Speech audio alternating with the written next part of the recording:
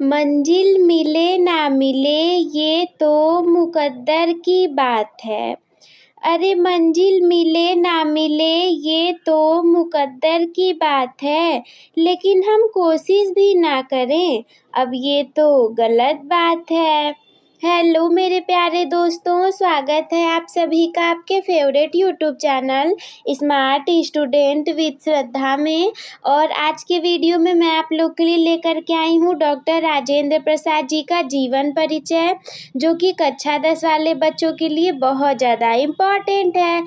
तो चलिए इसे शुरू करते हैं। डॉक्टर राजेंद्र प्रसाद भारत के प्रथम राष्ट्रपति और एक महान स्वतंत्रता सेनानी थे। अब हमें कुछ पता हो या ना हो, लेकिन एक बात है जो कि अच्छे से पता है कि ये हमारे भारत के पहले राष्ट्रपति थे, क्योंकि हमें बचपन से रटवा दिया गया है, और एक महान स्वतंत्रता सेनानी थे। इनका जीवन, साहित्य और कृतित्व भारतीय इतिहास में एक महत्वपूर्ण स्थान रखते हैं। जीवन परिचय की बात की जाए, जन्म 3 दिसंबर 1884 को बिहार के सारण, अब सिवान जिले के जीरादेई गांव में हुआ था। डॉक्टर राजेंद्र प्रसाद का जन्म कहाँ हुआ था? तो राजेंद्र प्रसाद का जन्म हुआ था 3 दिसंबर 1884 को सिवान जिले के जीरादेई ग्राम में। इनके पूरे नाम की बात की जाए, ताकि इनका फुल नेम क्या है, तो राजेंद्र प्रसाद, और इन्हें प्यार से राजेन बाबू भी कहा जाता था। पूरा नाम इनका राजेंद्र प्रसाद है, लेकिन इन्हें प्यार से हम राजेन बाबू भी कहते थे। इनके पिता के नाम की बात की जाए तो महादेव सहाय संस्कृत और फारसी के विद्वान थे। राजेंद्र प्रसाद जी के पिताजी महादेव सहाय थे, जो कि संस्कृत और फारसी के विद्वान थे। इनकी माता का नाम कमलेश्वरी देवी था, जो कि धर्मपरायण महिला थी, और इनकी पत्नी का नाम राजवंशी देवी था। कैसे एक लोग फेमस होते हैं तो पूरे परिवार को लेकर के फेमस हो जाते हैं। जैसे आप कुछ अच्छा काम करोगे तो आपको लेके आपके मम्मी को, पापा को, घर वालों के, गांव को, सबका नाम रोशन हो जाएगा। शिक्षा की बात की जाए तो इनकी प्रारंभिक शिक्षा गांव में ही हुई थी, और कलकत्ता विश्वविद्यालय से इन्होंने कानून की पढ़ाई की। इन्होंने 1915 में मास्टर इन लॉ की परीक्षा में स्वर्ण पदक प्राप्त किया, और इलाहाबाद विश्वविद्यालय से डॉक्टरेट की उपाधि प्राप्त की। डॉक्टरेट यानी कि डॉक्टर की उपाधि भी इन्हें मिली थी। जरूरी नहीं है कि मैं जितना बता रही हूँ सारा आप लोग को याद हो जाए और सारा एग्जाम में लिख के आ जाओ। ऐसा भी होगा कि नहीं याद होगा, तो जितना याद होगा उतना ही आप लोग को याद करना है। 1916 में बिहार और उड़ीसा हाई कोर्ट में वकालत शुरू की।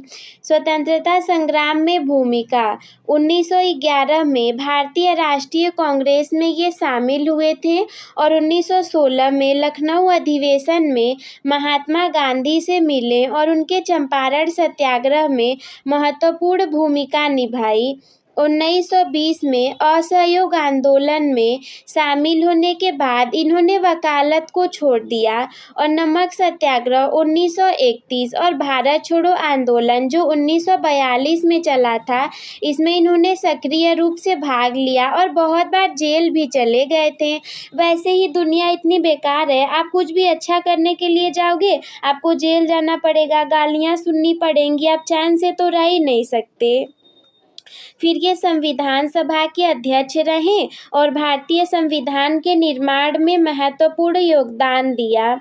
भारत के प्रथम राष्ट्रपति, आज़ादी के बाद 26 जनवरी 1950 को भारत के ये पहले राष्ट्रपति बने, और ये भारत के एकमात्र राष्ट्रपति थे जिन्होंने लगातार 2 बार 1950 और 1950 से 1962 तक अपने राष्ट्रपति के पद को संभाला था। सम्मान, 1962 में इन्हें भारत के सर्वोच्च नागरिक सम्मान भारत रत्न से सम्मानित किया गया था, और इनकी मृत्यु 28 फरवरी 1963 ईस्वी को हो गई थी। साहित्यिक परिचय की बात करें, ये भी आपके लिए इम्पोर्टेंट है। तो डॉक्टर राजेंद्र प्रसाद केवल एक राजनेता ही नहीं बल्कि एक कुशल लेखक और विचारक भी थे। उन्होंने अपनी रचनाओं के माध्यम से अपने विचारों, अनुभवों और स्वतंत्रता संग्राम के विभिन्न पहलुओं को प्रस्तुत किया। इनकी भाषा सरल, सुबोध और व्यवहारिक थी। ये हिंदी के अनन्य सेवक और उत्साही प्रचारक थे, जिन्होंने कि आजीवन हिंदी की सेवा की। मेरी आत्मकथा इनकी सबसे प्रसिद्ध साहित्यिक कृतियों में से एक है, जिसे कि हिंदी आत्मकथा साहित्य में एक विशेष स्थान प्राप्त है। इनके प्रमुख कृतियों की हम बात करें तो डॉक्टर राजेंद्र प्रसाद की प्रमुख कृतियां इस प्रकार हैं। सत्याग्रह एट चंपारण, ये पुस्तक 1922 में प्रकाशित हुई थी, जिसमें कि उन्होंने चंपारण सत्याग्रह का विस्तृत वर्णन किया है। और दूसरा है इंडिया डिवाइडेड, 1946 में प्रकाशित ये पुस्तक भारत के विभाजन और उससे संबंधित विभिन्न पहलुओं पर उनके विचारों को प्रस्तुत करती है। मेरी आत्मकथा इनकी सबसे महत्वपूर्ण और प्रसिद्ध कृति है, जो कि 1946 में प्रकाशित हुई थी और इसमें इन्होंने अपने जीवन, संघर्षों और भारतीय स्वतंत्रता आंदोलन के अनुभवों को विस्तार से बताया है। गांधी जी की देन, अब ये स्वतंत्रता से संबंधित है, तो ऐसा कैसे हो सकता है कि गांधी जी से असंबंधित हो। ये पुस्तक गांधी जी के सिद्धांतों और उनके भारतीय समाज पर पड़े प्रभाव का विश्लेषण करती है। शिक्षा और संस्कृति, इस कृति में उन्होंने शिक्षा और संस्कृति के महत्व पर अपने विचार व्यक्त किए हैं। बापू के कदमों में 1954 में प्रकाशित इस पुस्तक में उन्होंने महात्मा गांधी के साथ अपने अनुभवों और उनके आदर्शों को साझा किया है। मेरी यूरोप यात्रा, ये उनकी यात्रा संस्मरण है। और संस्कृत का अध्ययन, इस पुस्तक में इन्होंने संस्कृत भाषा और साहित्य के महत्व पर प्रकाश डाला है। एक और पुस्तक इनका खादी का अर्थशास्त्र और भी है। तो खादी का जो अर्थशास्त्र है, इस कृति में इन्होंने खादी के आर्थिक और सामाजिक महत्व को समझाया है। Mahatma Gandhi and Bihar some reminiscences, यही चीज़ इंग्लिश में भी है कि Mahatma Gandhi and Bihar some reminiscences. 1949 में प्रकाशित ये पुस्तक बिहार में गांधी जी के कार्यों और उनके प्रभाव पर केंद्रित है। डॉक्टर राजेंद्र प्रसाद का जीवन और साहित्य दोनों ही भारतीय इतिहास और संस्कृति के लिए प्रेरणा स्रोत हैं।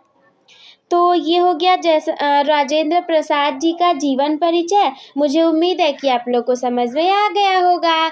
और क्या है कि ये बहुत ज़्यादा इम्पोर्टेंट भी है, तो आप लोग इसे याद भी कर लीजिएगा। तो बस दोस्तों, आज के इस वीडियो में इतना ही। हम मिलते हैं आपसे किसी अगले वीडियो में। तब तक के लिए धन्यवाद।